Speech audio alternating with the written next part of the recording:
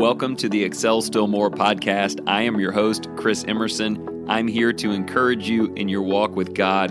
Thank you for joining in. Today's podcast is sponsored by Cunningham Financial Group. John Cunningham is a friend of mine and a brother in Christ, and he can help you with financial decisions and future planning. He's been a big help to me and my family, and I commend him to you. You can reach him at 205-913-1720. I am so thankful you're here, so let's get started.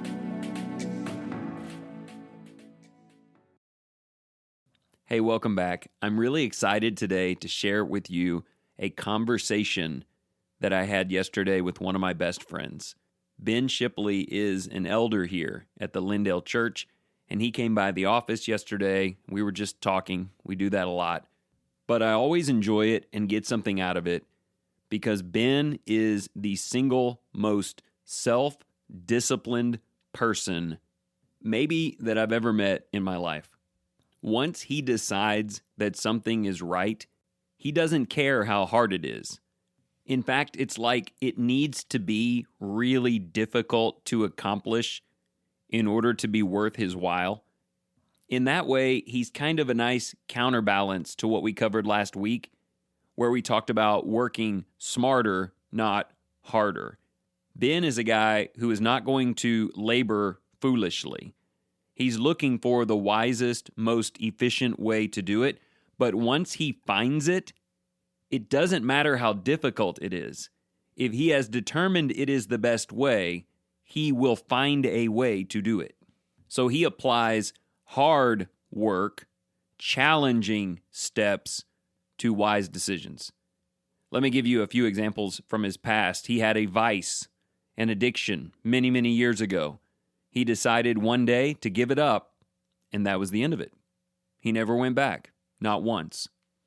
5 years ago, he decided to become plant-based, a vegan-like diet, and so that's what he did. 5 years later, he is still holding to it just like he did on day one. I mean, who does that? We start things all the time, and even though we still know they are valuable, we quit them. He does not. He's committed to a certain amount of Bible study and listening to sermons per week, a certain amount of miles ridden on his bike. It doesn't matter if he's sick or having ankle replacement surgery. As soon as possible, that's where he is. He's incredibly disciplined. So I like to hear him talk about that because I'm trying, but I'm nowhere near where he is. He was talking to me yesterday about Luke. My son Luke is a golfer, and Ben is his golf coach. So he was explaining to me some of the things he told Luke out on the range that morning, really pertaining to that age-old idea of how do we do hard things when we know that they are the right things. Okay, anyway, he says, Chris, have you ever read about what it takes to tame an elephant?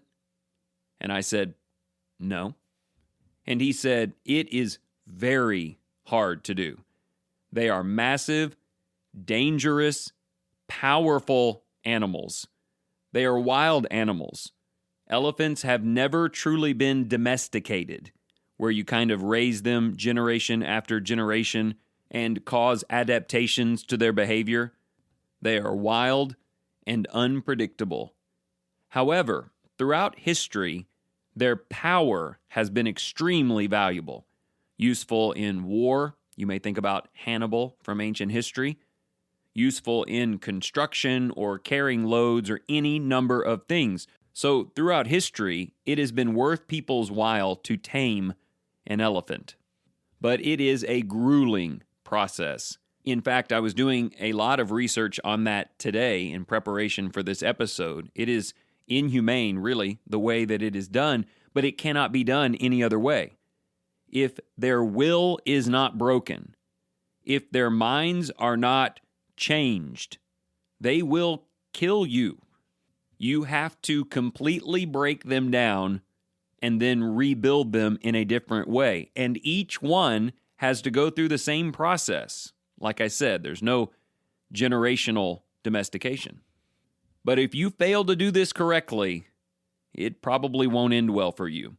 Did you know that elephants are the most dangerous mammal on the face of the earth? If you don't count Homo sapiens, of course. Elephants are so strong and wild that they are more dangerous every year, even now, than lions and tigers and bears and dogs and hippopotamuses and horses. In fact, you could choose any two of those and combine the numbers, and elephants still kill more people per year than those. Which may bring about the question, why would you even try to tame them at all? But throughout history, it's been worth it in exponential ways because of their power. Anyway, Ben talked a little bit about that, and then he said this: there is an elephant living in each and every person. That creature is wild, not generationally domesticated. It is strong and it is powerful, and also extremely dangerous. So dangerous, it would be better to just not have it. It probably isn't even worth all of the hard, grueling work that it takes to tame it. We might be better off without it. And there have been plenty of sermons preached trying to teach you how to just get rid of that thing, let it go, or kill it. But it will not leave you. It is built to live in you, and you must tame it. Because if you don't, it will destroy you. But if you do, it has the power and ability to do incredible and otherwise unattainable things in your life. And then Ben says this to me. He says, Chris, the elephant that lives inside of you is your me monster. Now, that kind of took me by surprise. I thought he was going to say the tongue or something because I was thinking about James and not taming it. But he was talking about something even more dangerous than that. In each and every one of us, there is self-focus.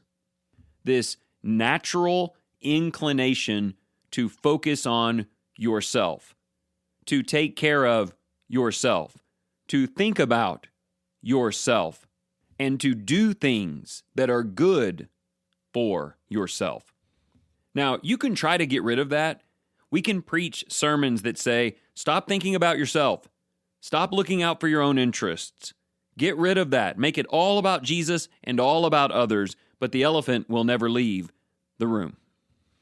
I mean, even in the Bible, this is referenced multiple times. The Apostle Paul told husbands to love their own wives like their own bodies. He goes on to say, everyone takes care of themselves, or at least they should. So the way you want people to treat you, self-focused, that's how you should treat others. Jesus talked about that. It's funny, it just hit me that this next thing I was going to tell you, I also heard from Ben Shipley a few years ago. He said, Chris, you understand that you are at the center of every experience you've ever had. So you being in the middle of it and a focal point in it is just the way it is. Now, here's his point. You've got two choices. If you choose not to tame your elephant, if you refuse to get that self-focus under control, if you are unwilling to break it down and reform it into positive, productive patterns, it will destroy you. It will wreak havoc with its power. It will consume your life. It will carry you away from Jesus. It will become selfishness, self-centeredness, self-righteousness, all of those self-serving, humanistic ideas that not only trample your spirit in the end, but oftentimes hurt the people around you. So what are you going to do? You have this incredibly strong creature in you that cannot be eliminated and can do great damage. Well, you tame it. You do really strong, unwavering, definitive things in your own mind and in your own life. You take that me-focused element of your spirit and you own it and you stare at it and you say, this is in me and I will use it to improve my life. I will use it to position myself to serve others. I will use it to take care of this vessel so that I can be better for others. I will get my life under control, and that will allow me to build more godliness into my life instead of just breaking things. Okay, so how? How do you do that? How do you get self-focus into a disciplined state that changes everything? Well, let me give you an example or two in case you're groping for that. Can we talk about fitness and health for a minute? It is self-focus and self-indulgence that leads people to sit on the couch all evening and eat things that aren't good for them. You are letting your tendency to serve self destroy you and potentially put in jeopardy your relationship and longevity with others. But if you got that self-service under control, you would serve yourself in a different way through disciplined eating, through 30 minutes a day of activity. That's still self-service. It's still you taking care of you, but it's doing it the right way for the right reasons to the right outcome, which is more strength and energy and ability to serve God and help others. We can talk about finances, and I'm planning an episode on that for next week. It is self-focus that leads to overspending. It is self-focus that leads to underworking. Sometimes it is self-focus that leads to overworking to the detriment of the people in your life. It is so much harder to make a job change, to find the right balance, to curb back your spending, to tell yourself no, so that ultimately you can tell yourself yes, kind of the Dave Ramsey concept. By not spending, by working smarter, not harder, by finding the right avenues, you're actually serving your own interest, but in better, deeper, longer ways that will help people instead of hurting them. Maybe you can come up with examples in your own life. In fact, I'm challenging you to do exactly that. In what ways are you serving yourself to your own demise when you really owe it to yourself to control that monster, to get that powerful creature that's leading you one direction to lead you in another in ways that are still good for you and still think about you, maybe even first, but in a way that ultimately is God's plan for you?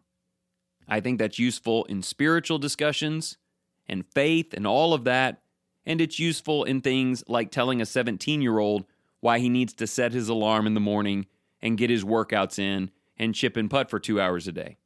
That's all really about him, but he could have done a lot of undisciplined things for himself instead of that would help no one, including himself, or he can take control and do those things for himself, which looks like will lead to some scholarship money for his dad, which of course is the whole point. Not really. Okay, let me get back to this. We're running out of time. You're like, Chris, you've got 5 minutes to tell me how to do all of that. Well, it's not a list today. It's not 3 boxes that you check. The best way to describe it might be cruel and unusual punishment in the short term to get to new habits and better behavior in the long term. It was super sad for me to research how elephants have been tamed.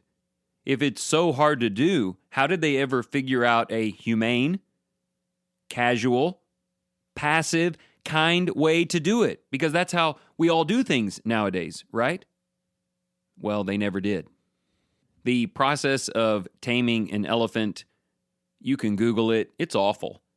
They treat them terribly. They restrict them and punish them and starve them. It's just awful. And in that case, I think they should let all the elephants go free And probably this will change the way you view elephants at the circus from now on. It will for me. But the point is, there is no passive, accidental way. It takes extreme and consistent pain in the early stages to break what they naturally are. But only then can they begin to train them to be useful and productive. And that was kind of Ben's message for Luke and his message for me, and really a way that he has always lived.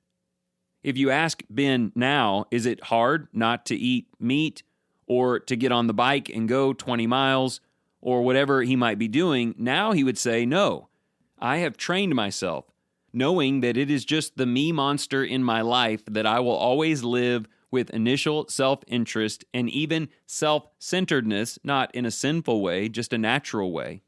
I have trained that part of me to serve myself in ways that are good for myself. And now it comes fairly naturally, and other people in my life get to, he thinks, benefit from that, and I agree with that assessment. But in his life, it took some really hard decisions. No easy ways, nothing casual, nothing gradual. Sometimes you just have to say, never again, period. I don't care what it feels like. I don't care what I want to do. I will not do this again. Even when it hurts, even when every ounce of my being is yearning for it, I will tame this monster. And then I will build good habits for my good and for others. So there's not really some nice, easy 3-step cherry on top of today's episode. It might be time to look at yourself in the mirror and say, it's on. The part of me that is serving me is not serving my own best interests. Maybe it's health or finances or friendships or faith or whatever it is. We are going to go through a disciplined, hard, sacrificial, non-negotiable process. And that's not always just cutting something out. It may be adding things, adding good things. Maybe on Sundays, instead of going and being with God's people, which you don't want to do, you do other things that you do want to do, but that are not a part of God's plan. You might say, well, one day I'll want to change, and then I will. No, you won't. The monster is raging, destroying. It's time to take control. Here's some great news, and I'll say this about the elephants. Once they've tamed them, throughout history, they have been able to march in wars and do amazing things, allow civilizations to be built, incredible features, strength beyond man's abilities. Once they were taught to do what was right, they did it very well. And as you go about drawing a line today and taking a hold of that me monster and saying, we are going to do this differently, please look forward to where that's going. Visualize a better version of you, still looking out for your needs, but able to look to others' needs first. That's awesome. That's a scenario where everyone wins, not just a part of you. Great things are coming, easy things, but it may be on the other side of a very hard thing, but a needful one. Determine in your heart and before the great God of heaven that today you will begin taming your elephant.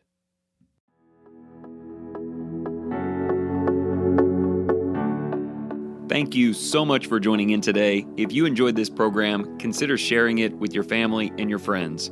And if you're just in search of deeper Bible study or you want to share the message of Jesus with the children in your life, remember to go to creationtorevelation.com. This wonderful company, run by Christians, provides beautiful illustrations of Scripture from beginning to end, putting the spotlight on Jesus. And remember this, whatever you choose to do today in the name of the Lord Jesus Christ, excel still more.